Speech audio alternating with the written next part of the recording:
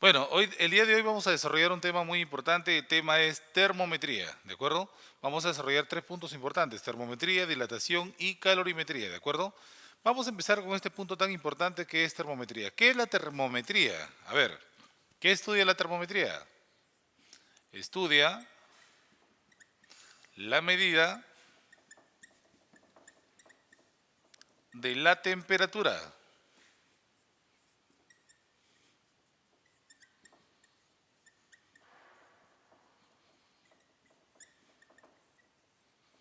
de los cuerpos. Ahí está, ¿cierto? Eso es lo que mide la temperatura. La termometría no está midiendo básicamente lo que es la temperatura de los cuerpos. Ahora la pregunta es, ¿qué es la temperatura? Algunos confunden temperatura con calor. Son dos cosas diferentes. La temperatura, ¿qué es, jóvenes? La temperatura es una magnitud escalar. Fíjate bien, es una magnitud escalar, ¿cierto? Ahí está, no tiene dirección, no tiene sentido, ¿de acuerdo? La temperatura mide el grado de agitación molecular, ¿de acuerdo? Cuando un sistema, sus moléculas se encuentran agitadas y debido a un aumento de temperatura, estas se van a mover más rápido, ¿cierto? O sea, va a haber más energía en el sistema. Por lo tanto, la temperatura mide el grado de agitación molecular. El grado de agitación molecular. Entonces ya sabes, mientras más agitado se encuentre el sistema, significa que mayor es la temperatura, ¿de acuerdo? Ok. Si me preguntan por las unidades, nosotros sabemos que existen diferentes escalas termométricas, pero la que está reconocida en el sistema internacional es el Kelvin, ¿cierto? Pregunta de examen de admisión. Eh, Sabemos nosotros que en el sistema internacional, en el SI, ¿de acuerdo? La temperatura se mide en Kelvin. Ahí está, se mide en Kelvin. Esa es la unidad de la temperatura, ¿de acuerdo? No se vayan a olvidar.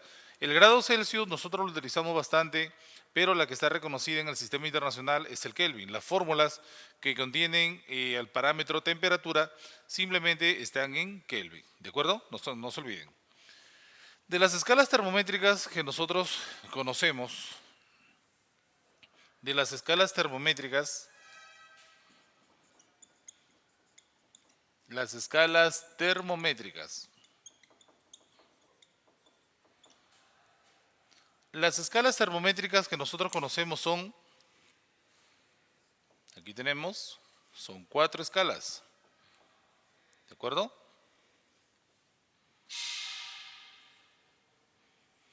Ahí está, tenemos la escala Celsius, tenemos la escala Fahrenheit, la escala Kelvin y la escala Rankine, ¿cierto? Son 4 escalas que nosotros vamos a manejar, ¿de acuerdo? También conocemos puntos como el famoso punto de ebullición, tenemos el punto de fusión y también tenemos el famoso cero absoluto. El cero absoluto. ¿De acuerdo? Ahí está. Recuerden ustedes que cuando nosotros hablamos del punto de ebullición, el punto de ebullición es el punto donde el líquido se transforma en vapor. ¿De acuerdo? Y el punto de fusión es el punto donde el sólido se convierte en líquido. ¿De acuerdo? En el caso del agua, son bastante conocidos el punto de ebullición y el punto de fusión. Cada sustancia tiene un punto de fusión y un punto de ebullición, ¿de acuerdo? En el caso del agua, para nosotros, en el caso del agua, al nivel del mar, vamos a citar aquí como ejemplo al agua a la presión de una atmósfera. Cuando yo digo al nivel del mar, significa que la presión es máxima, o sea, la presión es una atmósfera, ¿de acuerdo? Muy bien. ¿Cuánto vale el punto de ebullición para el agua al nivel del mar? Sería 100, ¿de acuerdo? El punto de fusión, 0, ¿de acuerdo? Esos son los valores para el agua. El cero absoluto para todas las sustancias, ¿ok? El cero absoluto para todas las sustancias es una temperatura donde teóricamente no existe el movimiento molecular, ¿de acuerdo? O sea, nada se mueve a esa temperatura. ¿Se ha logrado llegar a esa temperatura? No, ¿cierto? No se ha logrado llegar a la temperatura del cero absoluto. según la tercera ley de la termodinámica, indica que es imposible llegar a esa temperatura. Y en este caso, esa temperatura sería negativo 273 grados Celsius. ¿Está bien o no? Ese es el valor aproximado, negativo 273 grados Celsius. ¿De acuerdo? Los mismos valores en las otras escalas serían, acá sería negativo 460, acá sería 32 y acá sería 212. En la Kelvin y en la Rankine sería 0, 0. ¿Está bien? Acá sería 273, acá sería 373, acá sería 492 y acá sería 672. ¿De acuerdo? Ahí está, mira, son los valores que también nosotros conocemos en las diferentes escalas. De las 4 escalas, la que nosotros más utilizamos es esta, ¿cierto? Esta escala Celsius y esta escala Kelvin, ¿cierto? Son afines, ¿no? Esta es la escala absoluta y esta es la escala relativa. Si se dan cuenta, entre el punto de fusión y el punto de ebullición, acá hay 100 divisiones. Acá también, en la Kelvin también hay 100 divisiones. En la Fahrenheit, acá son 180 divisiones, ¿sí? Y acá también serían 180 divisiones, o sea, la resta. Este menos este me da 180 y este valor menos este valor también me da 180, ¿de acuerdo? Entonces, de aquí, que una escala absoluta tiene su escala relativa, ¿de acuerdo? Una escala absoluta tiene su escala relativa, ¿de acuerdo? Profesor, o sea que las escalas relativas son aquellas que tienen temperaturas negativas, así es. Estas dos son escalas relativas, ¿ok? Ahí está, mira. Y las que no tienen negativos, ¿de acuerdo? Aquellas donde el cero absoluto coincide con el cero, esas se llaman escalas absolutas, Ahí está, listo.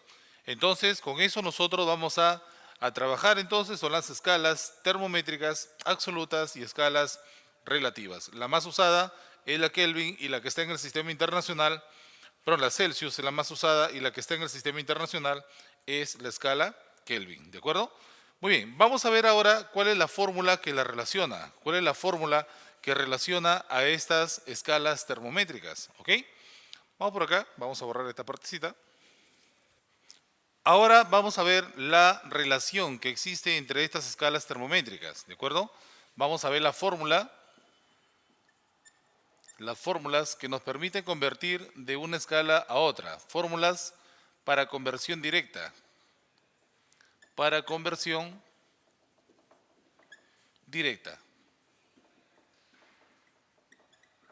¿de acuerdo? Ahí está, fórmula para una conversión directa, ¿está bien?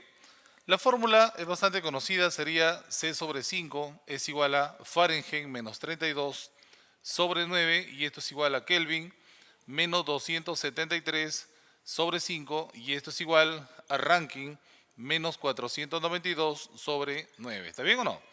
Esta es la fórmula que tú vas a utilizar para convertir de una escala a otra en forma directa, ¿cierto? Pero también déjame decirte que podemos asumir acá algunos casos bastante conocidos, ¿de acuerdo? De esta formulita, nosotros vamos a sacar, ahí está, de esta formulita nosotros sacamos lo siguiente. Si tú igualas este término con este término, lo despejas y te quedaría que Kelvin es igual a Celsius más 273, ¿ya? Este es un caso directo que nosotros utilizamos para convertir de grados Celsius a Kelvin, sumándole 273 grados. Ahora, si tú igualas estos dos de acá, ¿cierto? El 9 se elimina, este pasa con positivo, y te quedaría que Rankine es igual a Fahrenheit más 460, ¿de acuerdo? Ahí está, mira. También es una fórmula que te permite convertir de una manera directa de Fahrenheit a Rankine, ¿está bien? En el caso de una variación, fórmula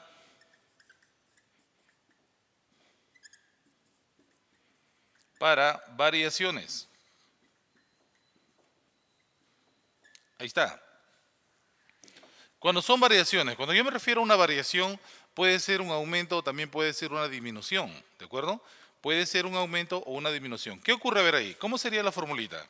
Sería así, variación Celsius sobre 5 es igual a variación Fahrenheit sobre 9, esto es igual a variación Kelvin sobre 5 y esto es igual a variación Rankine sobre 9. ¿Está bien o no? Esa es la fórmula para variaciones. ¿Ok? Ahí está. Entonces, de acá nosotros podemos despejar. Mira, de aquí podemos sacar dos casos muy importantes. Si tú igualas esto con esto, el 5 se elimina y ¿qué me queda? Que una variación Celsius es igual a una variación Kelvin. ¿De acuerdo? Ahí está. Y si tú igualas estos dos, ¿qué sería? Que una variación Fahrenheit es igual a una variación Rankine. ¿Está bien o no? Ok, ahí está, mira. Es decir, si a mí me dicen la temperatura aumenta en 100 grados Celsius, da lo mismo decir que aumenta en 100 Kelvin. El término aumenta indica que es una variación. Si a mí me dicen la temperatura disminuye en 50 grados Celsius, da lo mismo que disminuya en 50 Kelvin. ¿Está bien?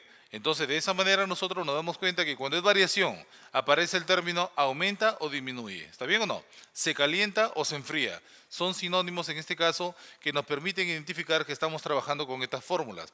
La otra cosa es decir, por ejemplo, convierte 20 grados Celsius a Kelvin. Entonces ese ya es directo. Entonces debo de reemplazar acá.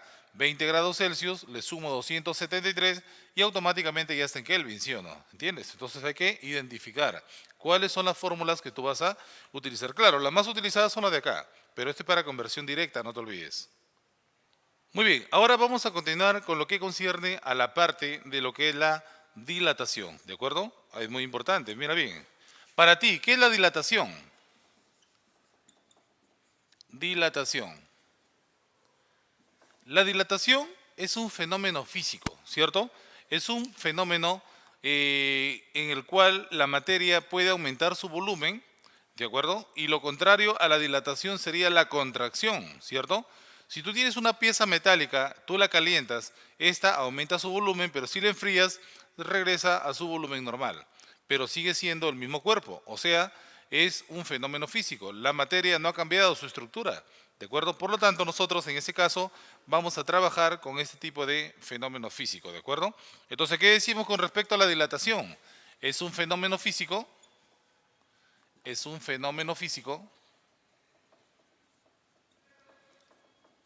¿de acuerdo? Y obviamente es el aumento de volumen, debido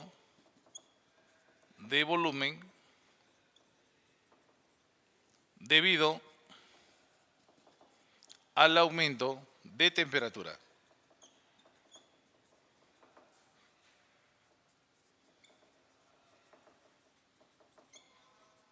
¿De acuerdo? Ahí está. Es el aumento de volumen debido al aumento de temperatura. No se olviden que lo contrario a la dilatación es la contracción. ¿De acuerdo? Muy bien. Pero la pregunta sería, ¿todas las sustancias obedecen a ese concepto? Que cuando la temperatura aumenta, el volumen también aumenta. ¿No? Hay sustancias como por ejemplo el agua que hace lo contrario, pero en un rango de temperaturas. Todo normal, pero en un rango de temperaturas, ahí es donde hace lo contrario, ¿cierto? Y a esto nosotros le denominamos fenómeno anómalo del agua.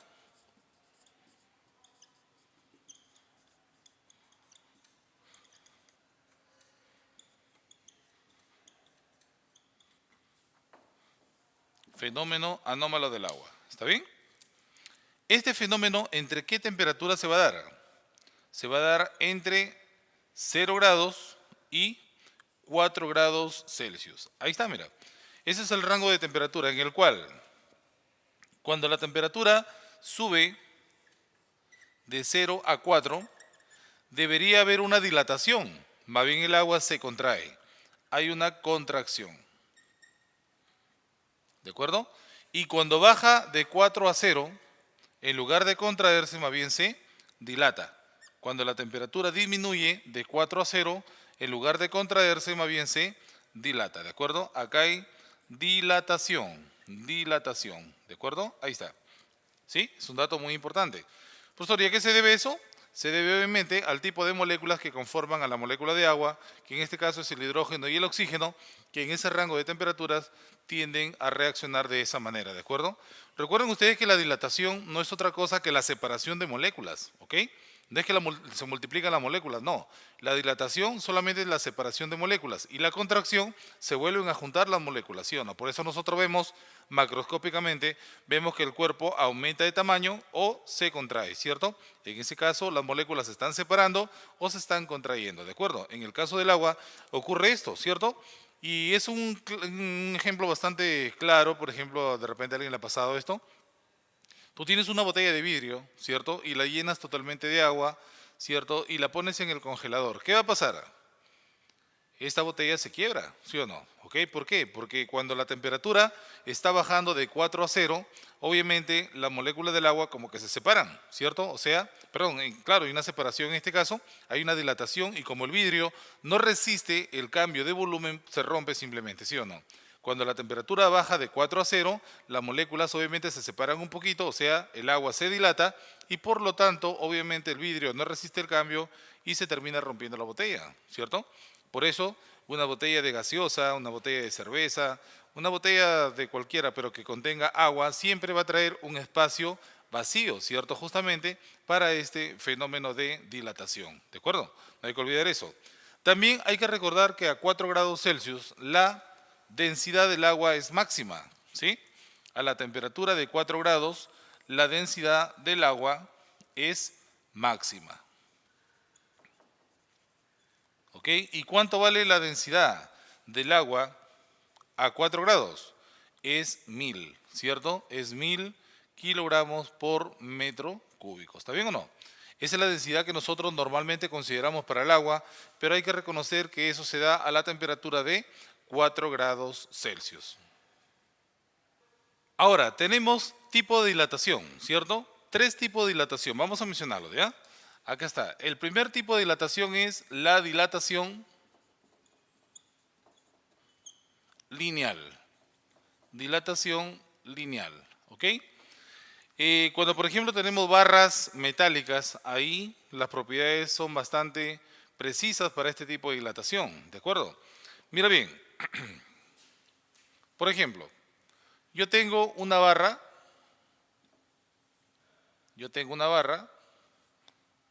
a una cierta temperatura. Esa barra mide L sub 0, o sea, longitud inicial.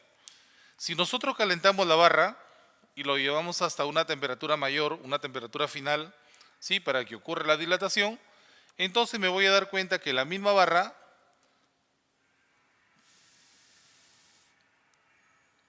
ahí está. Las moléculas se separan, ¿sí? Y crece. Va a crecer, ¿ok? ¿Cuánto mide la barra? La barra mide LF. ¿Qué significa LF? Longitud final. Tenemos la barra al inicio, longitud inicial, la misma barra, pero ya dilatada, que presenta una longitud final. Profesor, ¿puedo calcular yo el aumento de longitud? O sea, ¿puedo calcular la variación de longitud? Sí, sí se puede. ¿Qué fórmula debo utilizar yo para calcular la variación de longitud? Muy bien. La variación de longitud, o sea, si tú quieres calcular, ¿cierto? La variación de longitud, puedes hacerlo solamente restando la longitud final menos la longitud inicial. O sea, así como segmentos, longitud final menos longitud inicial, ¿correcto? Pero también lo puedes hacer calculando la variación de longitud utilizando las características del material. O sea, longitud inicial por alfa por variación de la temperatura. ¿Ya? Mira bien. Esta formulita es muy importante, te la tienes que aprender. Ahí está, mira. ¿Sí? Si tú quieres saber en cuánto aumenta la longitud, esto es igual a ¿quién? A la longitud inicial por alfa, que es el coeficiente de dilatación lineal, por la variación de la temperatura. ¿Está bien o no? Entonces ya sabes, si a ti te dicen pues que esto mide al inicio 5 metros y al final mide 6 metros, ¿cuánto se dilató? 1, pues, ¿no? Pero si no te dan nada de eso, más bien te dan las características del material, entonces utilizas la fórmula de acá, ¿cierto? Entonces, si tú reemplazas esta fórmula en la primera, vas a despejar y vas a calcular la longitud final. Y te va a quedar longitud inicial por 1 más alfa por variación de la temperatura. ¿Ok? Ahí está, mira. Esa fórmula, ¿sí? La vas a utilizar cada vez que te pregunten cuánto vale toda la barra. ¿Cuánto vale toda la barra al final? Esta es para calcular el aumento y esta es para calcular toda la longitud, ¿cierto? Ya sabes que el alfa, ¿qué vendría a ser? Alfa vendría a ser el famoso coeficiente de dilatación lineal. ¿De acuerdo? Ahí está. Profesor, ¿y cuáles son las unidades de alfa? Se mide en grados Celsius a la -1. O también, así como vino en el examen de admisión, también puede ser Kelvin a la -1. Es lo mismo. Profesor, pero si un grado Celsius no es lo mismo que un Kelvin. No, es que esa unidad viene de una variación. Y tú sabes que en variación, una variación Celsius es igual a una variación Kelvin. Por eso, sea así o sea así, es lo mismo, ¿de acuerdo? Ahora vemos la dilatación superficial.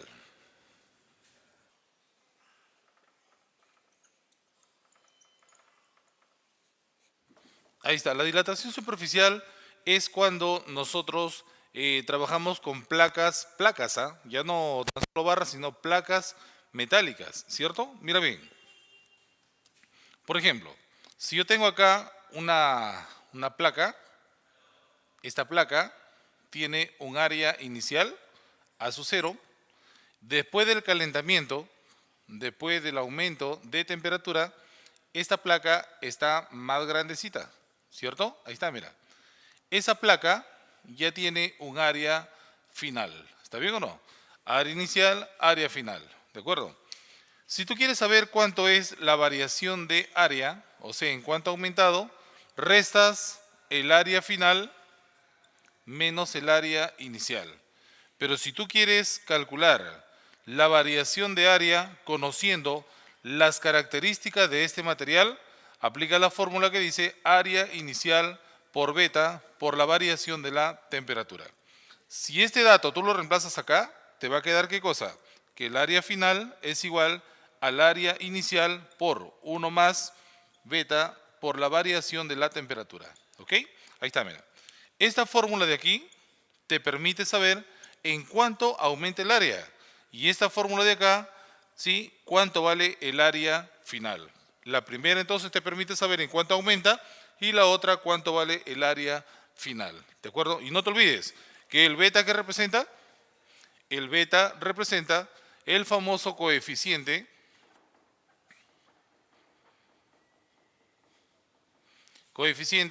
de dilatación superficial. ¿De acuerdo? Y las unidades del beta son igualito, grados Celsius a la -1 o también podría ser Kelvin a la -1. ¿De acuerdo? Muy bien, ahora continuamos con lo que es el tercer tipo de dilatación. Fíjese bien, tenemos la dilatación volumétrica. Dilatación volumétrica. ¿Está bien? Claro, ahora ya trabajamos con todo el cuerpo, ¿no? Ya no trabajamos con barras ni placas, ahora trabajamos con todo el cuerpo o toda la sustancia. En este caso voy a trabajar con volúmenes de los cuerpos rígidos, puede ser una esfera, puede ser un cilindro, puede ser un cubo, puede ser un paralelepípedo, ¿cierto? O también puede ser un volumen de un cierto líquido, como por ejemplo podría ser el mercurio, que es bastante solicitado en este tipo de fenómenos, ¿ok? Muy bien, entonces ahora sí, vamos a hacer acá un dibujito de un cuerpo rígido, podría ser fácilmente un cubo. ¿Ya? El cubo al inicio tiene un volumen inicial, valga la redundancia. Si nosotros aumentamos la temperatura, ese cubo ahora es más grandecito, tiene un volumen final. ¿Está bien? Si tú quieres saber en cuánto varió el volumen, simplemente restas el volumen final menos el volumen inicial. Claro, si te dicen acá son 2 metros cúbicos y acá son 5 metros cúbicos, pues la resta sería 3. Pero si no tienes eso, entonces la variación de volumen también se puede calcular así, como volumen inicial por gamma por la variación de la temperatura. No te olvides que el gamma vendría a ser el coeficiente de dilatación volumétrico. Y si tú reemplazas esta ecuación, la segunda en la primera, obtienes que el volumen final es igual al volumen inicial por 1 más gamma por la variación de la temperatura. ¿Está bien? Entonces, con esta formulita de aquí, tú averiguas cuánto aumentó el volumen. Y con esta formulita de aquí, tú obtienes todo el volumen final. ¿Está bien o no? Esta fórmula te permite saber en cuánto aumenta y esta fórmula cuánto vale todo el volumen al final. No te olvides que el gamma que representa, el gamma representa el coeficiente de dilatación. Coeficiente de dilatación volumétrico. Y efectivamente, ¿en qué se mide? ¿Cuáles son las unidades? Igualito. Grados Celsius a la -1 o también podría ser Kelvin a la -1. Es lo mismo. ¿Está bien? Esas son las unidades para el coeficiente. No te olvides entonces acá, nota, también hacemos esto, este hincapié, mira. No te olvides la relación que alfa sobre 1 es igual a beta sobre 2 y esto es igual a gamma sobre 3. ¿Está bien o no? Esto es importante. O sea que si yo quiero el beta, ¿a qué va a ser igual beta? El beta va a ser igual a 2 alfa, ¿cierto? Y si yo quiero el gamma, ¿a qué es igual el gamma? Va a ser igual a 3 alfa, ¿cierto? Ahí está, mira. Son los famosos coeficientes de dilatación lineal, superficial y volumétrico. Dependiendo sea el caso, tú la vas a utilizar. Y esta es la relación que permite encontrar una en función de otra. Ojo, físicamente los materiales ya están estudiados. Sí, por ejemplo, si trabajo con una barra de cobre, de plata, de oro, de aluminio, etcétera, ¿cierto? Todos sus valores, todos sus coeficientes ya están establecidos, ya están calculados. Te los van a dar en el problema solamente para que lo reemplaces, ¿de acuerdo? Ahora, ¿qué pasa con respecto a la densidad? ¿La densidad tiende a variar con la temperatura? Eso es correcto, ¿cierto? La densidad tiende a variar con la temperatura, no te olvides. Vamos a colocar acá, mira, la densidad, ¿sí? La densidad de versus temperatura. Temperatura T. ¿Está bien? Ahí está. Fíjate. Nosotros debemos de saber, jóvenes, que si yo tengo una barra que tiene masa 1 kilogramo y yo la caliento y esa barra crece y la vuelvo a pesar, sigue siendo 1 kilogramo. Es decir, la masa no va a variar. La masa al inicio y la masa al final debe ser la misma, ¿cierto? Entonces, vamos a hacer acá un pequeño ejemplo. Si yo tengo acá, por ejemplo, un bloque, ¿ok? Y ese bloque tiene volumen inicial y masa inicial. Después del calentamiento, ese mismo cuerpo, ¿cierto? Ahí está ese mismo cuerpo. Después del aumento de temperatura, ese cuerpo tiene volumen final y masa final. Pero como te dije, la masa va a ser la misma, antes y después. Por lo tanto, ¿qué decimos? Que la masa al inicio es igual a la masa al final. ¿Está bien o no? Eso es importante. Ahora, según tú recordando, bueno, lo que hemos hecho en la clase anterior, la masa, ¿sí? A ver acá. La densidad es igual a masa sobre volumen, ¿sí o no? ¿Está bien? Si tú el volumen lo pasas a multiplicar, ahí está. La masa sería densidad por volumen. Por lo tanto, acá sería densidad inicial por volumen inicial. Esto es igual. Acá sería densidad final por volumen final. ¿Está bien o no? Entonces, seguimos el proceso. Densidad inicial, volumen inicial. Densidad final por... ¿Cuánto es la fórmula para el volumen final? Según lo que hemos visto anteriormente, el volumen final tiene fórmula volumen inicial por 1 más gamma por variación de la temperatura, ¿cierto? De acá, este factor se elimina, ¿sí o no?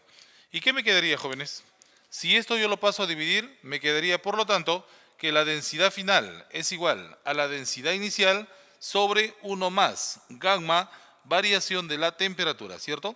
Esta es la fórmula que nosotros vamos a utilizar cada vez que me pregunten por la densidad, ¿cierto? ¿Qué pasó con la densidad?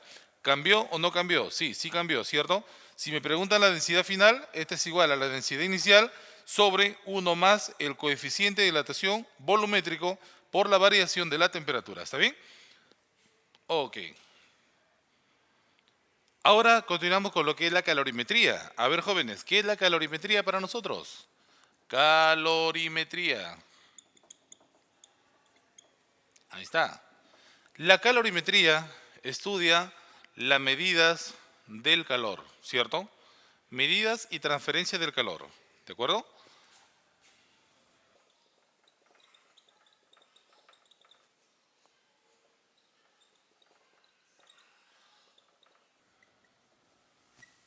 Ahí está, ¿de acuerdo? Ok. Profesor, ¿temperatura y calor están relacionados? Sí, están relacionados. ¿Por qué? Porque si yo tengo una olla con agua, ¿ok? Y esa olla con agua yo la pongo en la hornilla, ¿sí? La prendemos en la hornilla y esta comienza a calentar. El calor llega a la olla y la olla le transmite el calor al agua. Entonces el agua empieza a subir su temperatura. Entonces, a más calor, más cantidad de temperatura va a haber en el ejemplo que les estoy colocando, ¿cierto? Muy bien. Entonces, para nosotros, ¿qué es el calor? Calor o cantidad de calor. ¿Qué representa para nosotros?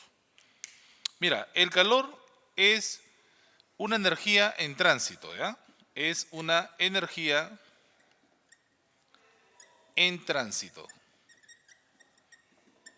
O sea, es una energía viva, es una energía que fluye de un cuerpo caliente a un cuerpo frío, ¿cierto? Eso es lo que manda la naturaleza, que los cuerpos calientes le dan calor a los cuerpos fríos, ¿cierto? Cuando los átomos se excitan, cuando los átomos se agitan, se desprende una energía. Y esa energía, obviamente, es el calor. Esa energía interna que fluye de un átomo a otro átomo, ¿cierto? Se denomina flujo de calor. ¿Está bien o no? Esa energía interna en movimiento se le llama calor. ¿Ok? Por ejemplo, tú comienzas a hacer ejercicio, ¿sí? Haces tus planchas, tus saltos y todo lo demás, corres, trotas, todo lo demás. Entonces tus átomos se excitan, ¿cierto? Entonces de tal manera que comienzan a emanar esa energía interna y esa energía interna no es otra cosa que el calor, ¿cierto? El calor fluye, esa energía interna fluye de un lugar a otro lugar, ¿cierto? En este caso, nosotros somos más calientes que el medio ambiente y por lo tanto emanamos calor al medio ambiente, ¿cierto? ¿De acuerdo? Entonces no hay que olvidar, es una energía en tránsito, ¿ok? Colocamos acá también fluye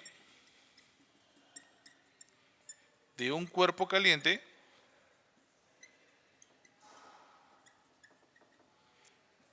a uno frío. Hasta, hasta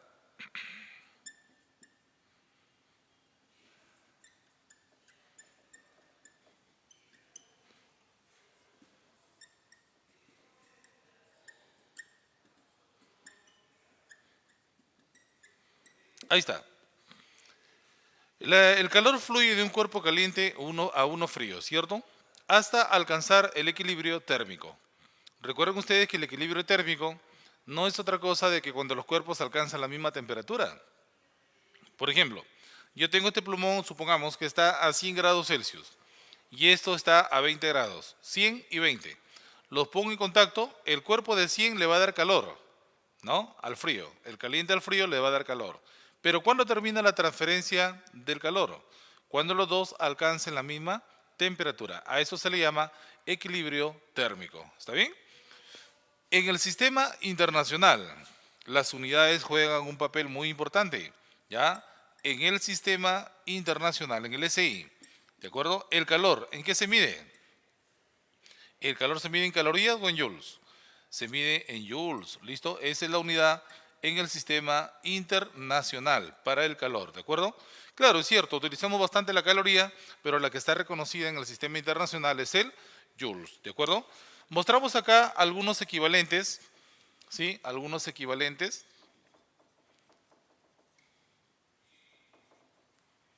¿Ya? Equivalencias. ¿Cuánto vale un joules en calorías? ¿Cuánto vale una caloría en joules? ¿Cuánto vale una kilocaloría en calorías? ¿Cuánto vale una unidad térmica británica? Un BTU, ¿cierto? Esas son cositas que nosotros debemos de conocer, mira, ¿sí? Lo básico, jóvenes, tenemos que manejarlo ahí, ¿de acuerdo? También tenemos acá la famosa, el kWh, ¿cierto? El kWh que también es una unidad de energía, ¿de acuerdo? Que en muchos casos se utilizan, por ejemplo, los calefactores eléctricos, ¿está bien? Mira bien, un joules vale 0,24 calorías. Una caloría vale 4,186 joules. Una kilocaloría son 1000 calorías. ¿Cuánto vale una unidad térmica británica? Aproximadamente 252 calorías. Y un kilowatt hora son 3,6 por 10 a la 6 joules. ¿Listo? Ahí está, mira. ¿Sí? Eso es lo que nosotros tenemos que conocer con respecto al calor. Cómo se define, qué es el calor, ¿cierto? De dónde fluye de un cuerpo caliente a uno frío hasta el equilibrio térmico, cuál es la unidad en el sistema internacional y también conocer sus equivalentes. Muy bien, también tenemos acá la forma de propagación del calor. Hay que recordar, estas son preguntas de examen de admisión. Fíjate bien, formas de propagación del calor. Formas de propagación. A ver, ¿tú sabes de cuántas formas se propaga el calor? Formas de propagación del calor. Ahí está. Mira, el calor se propaga de 3 formas. 1, por conducción. 2, por convección. 3, por radiación. ¿Sí? Son 3 formas que vamos a hablar un poquito de ellas porque son preguntas claves para un examen. Ojo, primero hablamos de la conducción. Recuerda que la conducción se va a realizar en tipo de materiales sólidos. ¿Sí? Todos los materiales conducen, ¿eh? ¿Sí? Claro que hay otros que son mejores conductores del calor y hay otros que son malos conductores del calor, pero sin embargo, igual, fluye. Por ejemplo, yo tengo una varilla metálica de 2 metros más o menos. Un extremo lo pongo en una fogata, ¿sí? Ahí hay bastante fuego, lo pongo ahí, y yo la sostengo del otro lado. ¿Me quemo o no me quemo? Me voy a quemar, ¿cierto?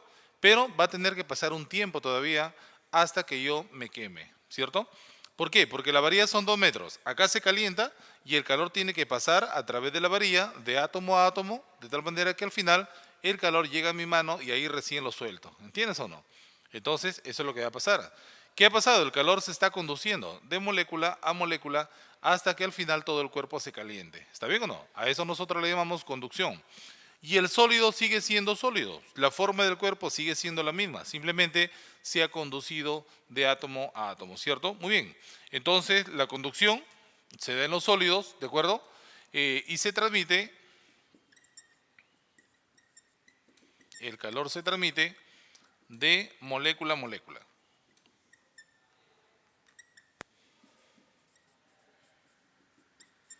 ¿De acuerdo? Ahí está. Aquí las masas no se mueven, no hay movimiento de masas.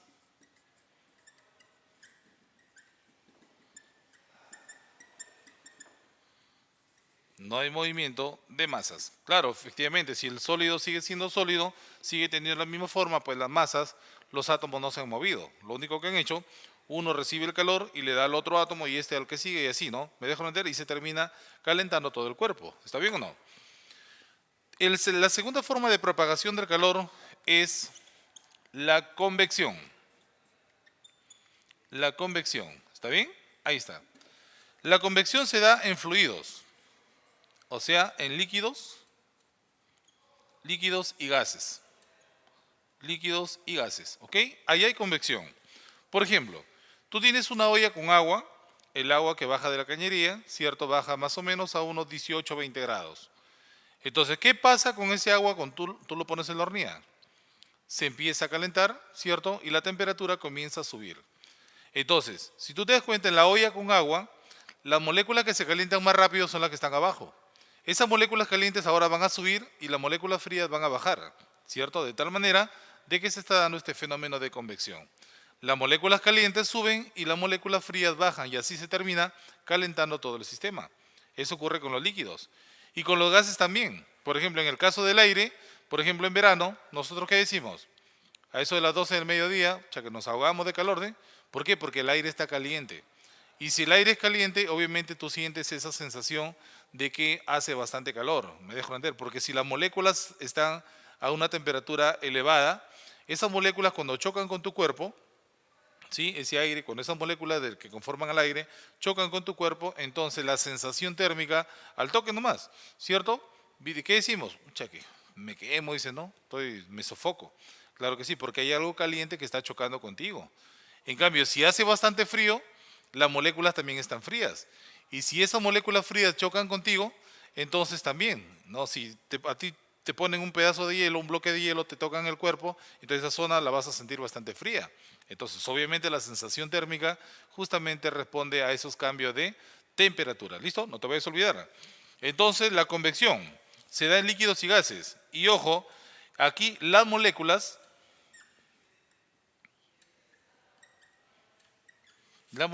transportan el calor.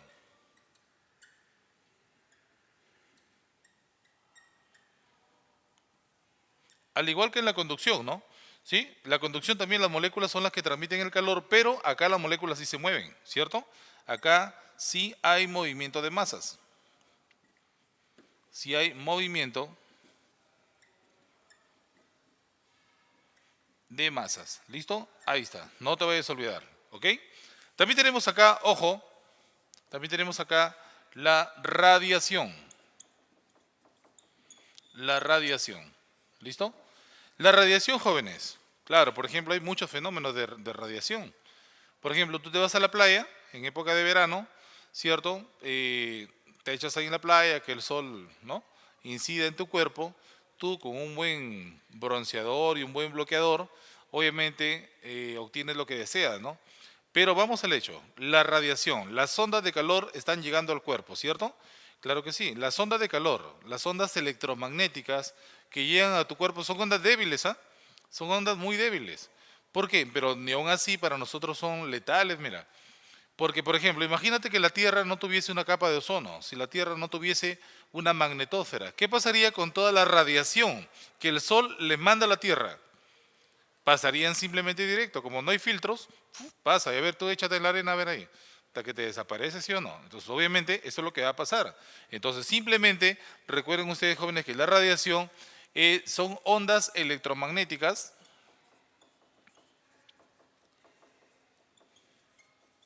son ondas electromagnéticas que viajan en el vacío, que viajan en el vacío. ¿De acuerdo? Claro, obviamente se necesita una fuente de calor. En este caso, el sol es una fuente de calor. Un foco también es una fuente de calor. ¿Irradia energía? Sí, irradia energía, pero depende del tipo de energía que irradie. Por ejemplo, no es lo mismo poner un foco amarillo de 100 watts que poner un foco LED de 5 watts. ¿Me dejo entender? La radiación es diferente, ¿no? Por lo tanto, en el foco de 100 watts, la luz amarilla calienta bastante, ¿sí o no? Entonces, obviamente, ahí se siente el fenómeno de radiación, ¿de acuerdo? Ahora, vamos a estudiar, jóvenes, algunos parámetros que son muy importantes, ¿de acuerdo? Vamos a colocar acá.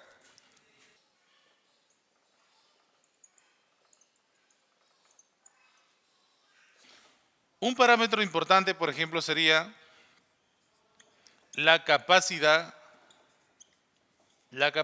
calorífica. La capacidad calorífica. Lo puedo representar con la letra C, pero una letra K se ve más chévere, ¿de acuerdo? Ahí está. La capacidad calorífica. ¿Qué mide la capacidad calorífica, jóvenes?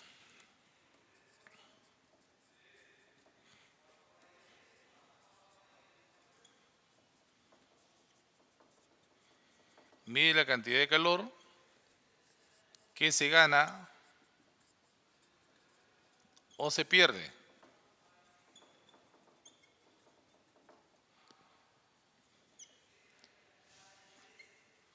Por unidad de temperatura. ¿Cierto? Ahí está, mira. La fórmula para calcular la capacidad calorífica es bien sencilla. Es el flujo de calor sobre la variación de la temperatura. ¿Está bien? Ahí está, mira. Te pongo un ejemplo. ¿Sí? Si a mí me dicen que la capacidad calorífica de una sustancia es 6 calorías sobre grado centígrado. Un ejemplo, ¿no? Entonces la pregunta sería, ¿qué significa esto? Significa que el cuerpo tiene que ganar 6 calorías para que la temperatura varíe en 1 grado. En este caso, para que aumente. ¿Me dejo entender? Si el cuerpo gana 6 calorías, la temperatura va a aumentar en 1 grado. Pero si el cuerpo pierde 6 calorías, la temperatura disminuye en 1 grado. ¿De acuerdo? Por eso dice, mide la cantidad de calor que se gana o se pierde por unidad de temperatura. ¿Cierto? No hay que olvidar eso, es muy importante. También tenemos acá, ojo, un parámetro muy importante, es el famoso calor específico. El calor específico, que lo representamos con la letra CE, ¿de acuerdo? Ahí está, calor específico. El calor específico también es lo mismo que la capacidad calorífica, pero es específico, o sea, por unidad de masa, ¿de acuerdo? Por eso decimos, mide la cantidad de calor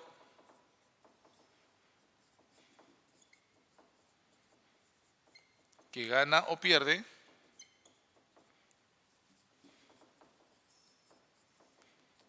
para variar la temperatura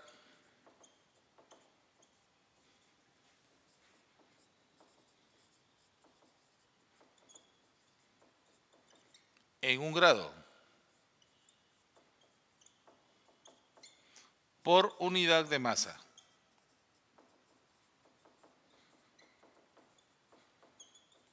Claro, simplemente el calor específico, no hay que olvidar esto, el calor específico es la capacidad calorífica por unidad de masa, ¿cierto? Ahí está, mira.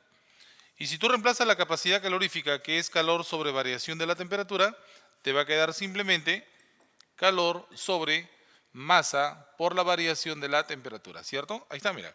Esa es la fórmula para calcular el calor específico, jóvenes, ¿de acuerdo? Ahí está, mira.